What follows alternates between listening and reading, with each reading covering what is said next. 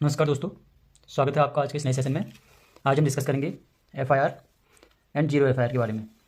इससे पहले वाली वीडियो में हमने डिस्कस किया था कि कॉग्निजेबल ऑफेंस और नॉन कॉग्निजेबल ऑफेंस क्या होते हैं। अगर आप चाहें तो उस वीडियो को रेफर कर सकते हैं। वहाँ पर हमने कॉग्निजेबल और नॉन कॉग्निजेबल ऑफेंस के बारे में डिटेल में समझाया है। कॉग्निजेबल ऑफेंस वे ऑफेंस होते हैं जिनमें इन्वेस्टिगेशन के लिए पुलिस को कोर्ट की परमिशन की आवश्यकता नहीं होती है, जबकि जो नॉन कॉग्निजेबल ऑफेंस होते हैं उसमें क्या होता है कि पुलिस को इन्वेस्टिगेशन करनी है तो पहले कोर्ट की परमिशन लेनी होगी। कोर्ट की परमिशन के बाद ही फिर वो किसी भी नॉन कॉग्निजेबल ऑफेंस में इन्वेस्टिगेट कर सकते हैं। तो एफआईआर क्या होती है? एफआईआर का जिक्र हमारी जो सीआरपीसी है, सीआरपीसी के सेक्शन 154 में दिया गया है। और क्योंकि आपको पता है सीआरपीसी को हाल ही में बीएनएसएस ने रिप्लेस कर दिया है, यानी कि भारतीय नागरिक सुरक्षा संहिता ने रिप्लेस कर दिया है। और बीएनएसएस के सेक्शन 173 में एफआईआर के बारे में दिया गया है। एफआईआर क्या होती है? एक रिपोर्ट होती है, इसको वैसे तो फर्स्ट इन्फॉर्मेशन रिपोर्ट बोलते हैं। तो एफआईआर क्या है? एक रिपोर्ट है जो कि किसी भी कॉग्निजेबल ऑफेंस के कंप्लेंट के बाद दर्ज करी जाती है। यानी कि कोई संज्ञेय अपराध होता है, उस संज्ञेय अपराध की कंप्लेंट के बाद ही एफआईआर दर्ज होगी। अब इस जो कंप्लेंट है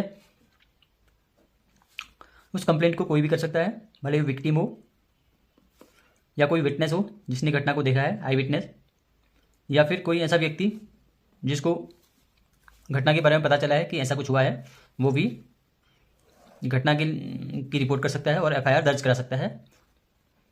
और जो वहाँ का थाना प्रभारी है, पुलिस स्टेशन का, वहाँ का जो प्रभारी है, इंचार्ज पुलिस स्टेशन, वो इस एफआईआर को दर्ज करेंगे। एफआईआर दर्ज करने का फ़ायदा क्या होता है?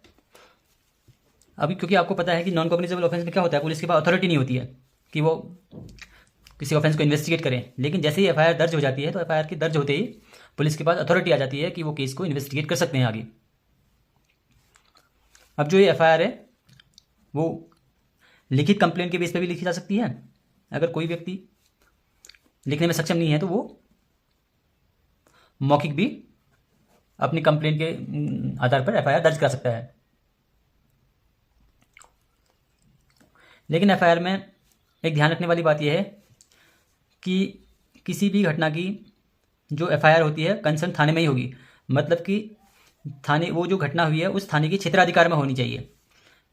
यानी कि ऐसा नहीं होना चाहिए कि घटना कहीं और भी हो और आप रिपोर्ट किसी दूसरे पुलिस स्टेशन में दर्ज करा रहे हैं।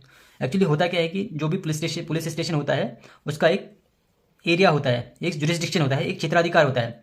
उस एरिया की जितनी भी घटनाएं होंगी, मान लीजिए कोई एक पुलिस स्टेशन है तो इसके अंदर की जितनी भी घटनाएं होंगी वो पुलिस स्टेशन सिर्फ उन्हीं घटनाओं की एफआईआर रजिस्टर करेगा। अदर केस में क्या होगा? अदर केस में अगर मान लीजिए इससे बाहर की कोई घटना है और आप इस पुलिस स्टेशन में घटना को एफआईआर दर्ज कराने की कोशिश कर रहे हैं तो यहाँ पर आपकी एफआईआर रजिस्टर नहीं होगी। हो सकता है वहाँ पे उस केस में जीरो एफआईआर वो लोग रजिस्टर कर सकते हैं, लेकिन एफआईआर दर्ज कराने के लिए जरूरी है कि वो उस पुलिस स्टेशन के क्षेत्राधिकार में आना चाहिए। जहाँ पर घटना हुई है वो घटना स्थल उस पुलिस स्टेशन के क्षेत्राधिकार में आना चाहिए। अब एक होती है जीरो एफआईआर। जीरो एफआईआर क्या होता है? जीरो एफआईआर भी एक एफआईआर ही होती है जो किसी भी पुलिस स्टेशन में दर्ज कराई जा सकती है। एफआईआर क्या था? एफआईआर एक ऐसी एफआईआर के केस में ये था कि वो पर्टिकुलर किसी पुलिस स्टेशन पे ही रजिस्टर होगी, उस पुलिस स्टेशन का क्षेत्राधिकार वहां पर होना चाहिए। लेकिन एफआईआर का जो जीरो एफआईआर है वहां पर ऐसा नहीं है। जीरो एफआईआर किसी भी पुलिस स्टेशन में दर्ज हो सकती है और उसके बाद बाकी रजिस्टर होने के बाद, जीरो एफआईआर रजिस्टर होने के बाद फिर वो कंसर्न थाने को चली जाती है जिस थाने की क्षेत्राधिकार में वो है। अब जीरो एफआईआर का फायदा क्या होता है? जीरो एफआईआर का ये फायदा है कि तुरंत इन्वेस्टिगेशन हो जाती है उसमें और बाद में वो जो एफआईआर है कंसर्न पुलिस थाने को चली जाती है। अब जो एफआईआर है उसका एक सेट फॉर्मेट होता है। उसमें सबसे पहले एफआईआर नंबर होता है।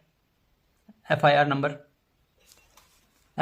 कुछ ऐसे होता है, मान लीजिए कोई 1/2025 है, एफआईआर नंबर 1/2025। इसका मतलब ये है कि वो जो एफआईआर है एक, यानी कि 2025 की ये पहली घटना है, पहली एफआईआर है। मान लीजिए किसी एफआईआर का एफआईआर नंबर 10/2025 है तो वो यानी कि उस थाने की 10वीं एफआईआर है 2025 की। लेकिन जो जीरो एफआईआर होता है उसका तरीका लिखने का अलग होता है। जीरो एफआईआर में मान लीजिए कोई किसी जीरो एफआईआर का नंबर इस तरीके से 210/2025, तो उसमें जो ये 210 है, ये पर्टिकुलर जो कोई पुलिस स्टेशन है जहाँ आप जीरो एफआईआर रजिस्टर करा रहे हैं उसका कोड होता है। और ये तो ईयर होता है। तो इसका लिखने का तरीका अलग है और इसका लिखने का तरीका अलग होता है। तो हम डिस्कस करते थे कि एफआईआर में क्योंकि एक सेट फॉर्मेट रहता है और उसमें कुछ चीज़ें दी रहती है, जैसे पहले एफआईआर नंबर होगा, पुलिस स्टेशन का नाम होगा, और जो कंप्लेन कर रहा है यानी कि कंप्लेनेंट शिकायतकर्ता उसका नाम होगा, और जो एक्यूज्ड हैं उनके विवरण होंगे, और उसमें क्या क्या सेक्शंस लगाए हैं वो सारे सेक्शन उसमें होंगे। ये एक सेट फॉर्मेट होता है एफआईआर का। तो ये था आज का वीडियो। आज हमने डिस्कस किया कि एफआईआर क्या होता है। एक क्विक रिकैप कर लेते हैं।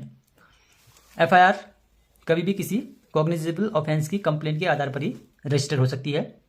दूसरी बात, एफआईआर किसी पुलिस स्टेशन में एफआईआर तभी होगी जब वो घटनास्थल उस पुलिस स्टेशन के क्षेत्राधिकार में आएगा। एफआईआर तभी वो पुलिस स्टेशन दर्ज करेगा जबकि वो घटनास्थल उस पुलिस स्टेशन के क्षेत्राधिकार में आना चाहिए। और ये जो कंप्लेंट है हम लिखित भी कर सकते हैं और मौखिक भी कर सकते हैं।